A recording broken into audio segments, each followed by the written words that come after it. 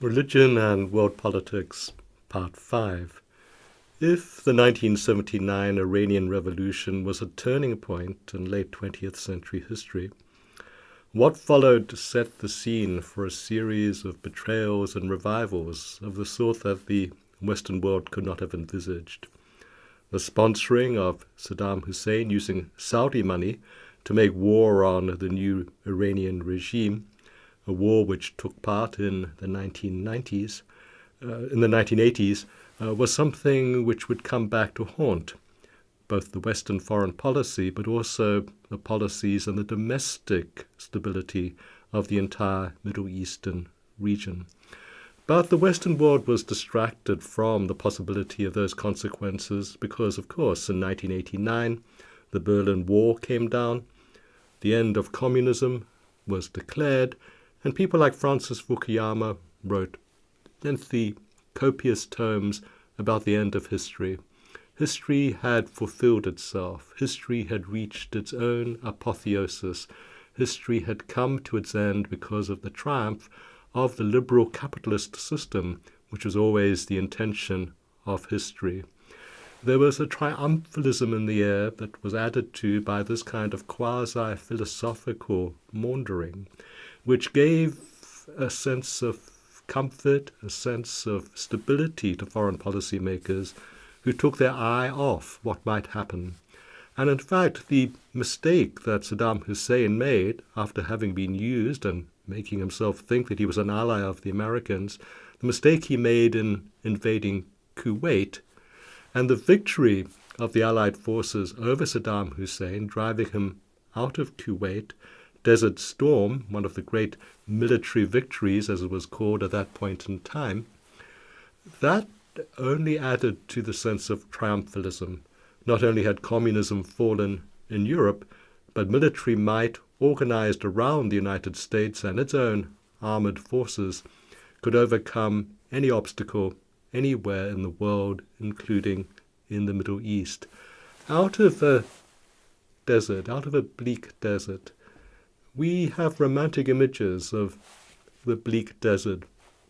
And we think very, very much these days of the desert being both bleak, but also appallingly rich. The Saudis in particular were anxious that Saddam Hussein be driven out of Kuwait. They didn't want to have a rival hegemonic power right next door, exercising such close control over the borders with Saudi Arabia and over the oil fields of Kuwait.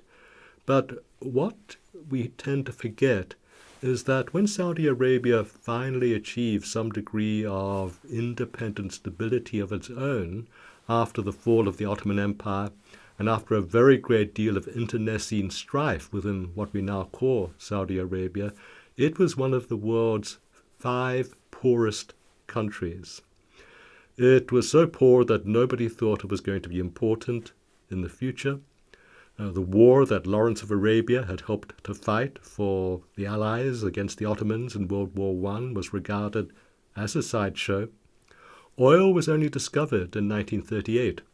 But when oil was discovered, of course, as we've seen from history since then, it transformed the fortunes not only of Saudi Arabia, but the House of Saud. Now, the House of Saud did not always rule over the region.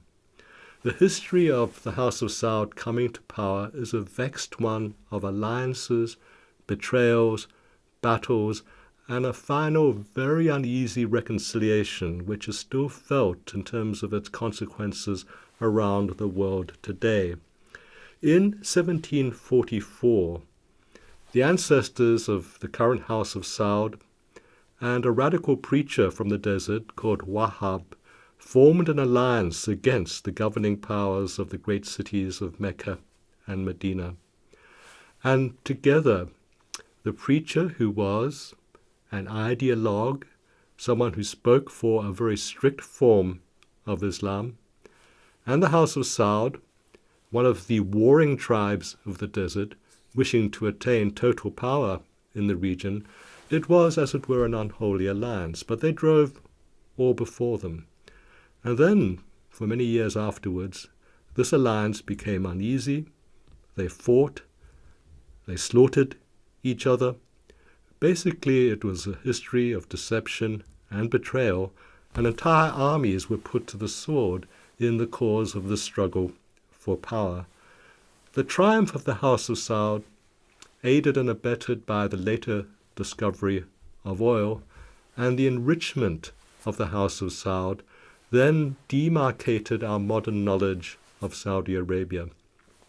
It made a special point of becoming an ally with the United States, using its newfound oil wealth as leverage to ensure friendship. But in the process, the House of Saud also became closely associated with opulence, a princely oligarchy, something which was far removed from its desert origins. And Wahhabism, despite all of the treacheries and battles and slaughters of the years gone by, had not died.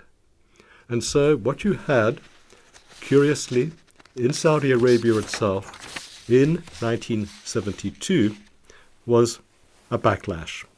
The backlash was the beginning of the organization of Wahhabi resistance to the House of Saud, and it came to full visibility in 1979 when Wahhabi militants seized the Grand Mosque in Mecca.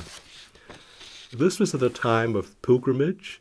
It was at a time when the world's attention, particularly the Islamic world's attention, was focused on Mecca underneath the control of the House of Saud, and suddenly the holy place was seized and the site of great battle. A caliphate, a Mahdi, all of these things were declared by the insurgents. The Saudi forces could not dislodge them despite repeated attempts, and what happened afterwards is the site of great controversy. Some accounts have the French Foreign Legion, special forces from the Legion brought in to clear the Grand Mosque. Whether that's true or not is not clear, but legend has it that they were converted to Islam in a formal sense so that they could set foot on the holy place and basically begin the act of cleansing via bloodshed. Other reports have it that the Pakistanis sent their special forces and they did the work of clearing out the insurgents. Others that finally the CIA had to be brought in to do the job. But there were hundreds of insurgents. They fought very well. They knew the holy place. They knew the tunnel complexes underneath the mosque. They had clearly been well trained. The planning had been very, very intricate, and they were extremely well armed, and they were more than a match for the local Saudi elite forces. There had been great support from rich people, members of the House of Saud itself, for what was meant to be a Spartan, desert-based, puritanical and fundamentalist approach to Islam, as if even within the body politic of Saudi Arabia there was the sense that it was time for a renewal.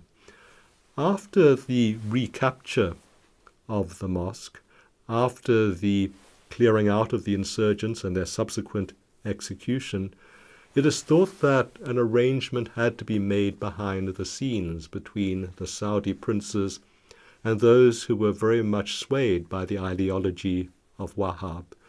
And that compromise was what saw put into place very, very conservative domestic governance, the extreme reluctance to give any measure of freedom to women, for instance, the continued insistence on very, very strict Islamic custom in all walks of life, even the wearing of traditional costume by both men and women, despite opulent surroundings.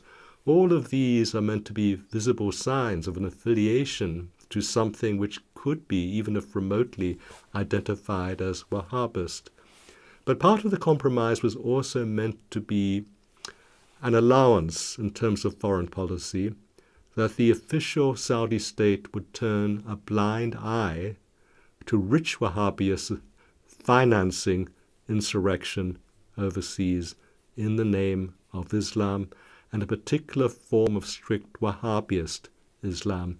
What you're looking at here is a Wahhabism which didn't just come from the desert sands. It located itself there because of struggle over many hundreds of years in the Islamic community.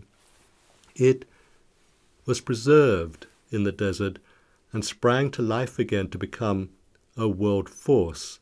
Exactly what this world force means, we'll discuss in later lectures, but what it means for the Western world, for the United States, in treating Saudi Arabia as an ally, is that in terms of the Westphalian state, in terms of Western values, the West is here playing with fire.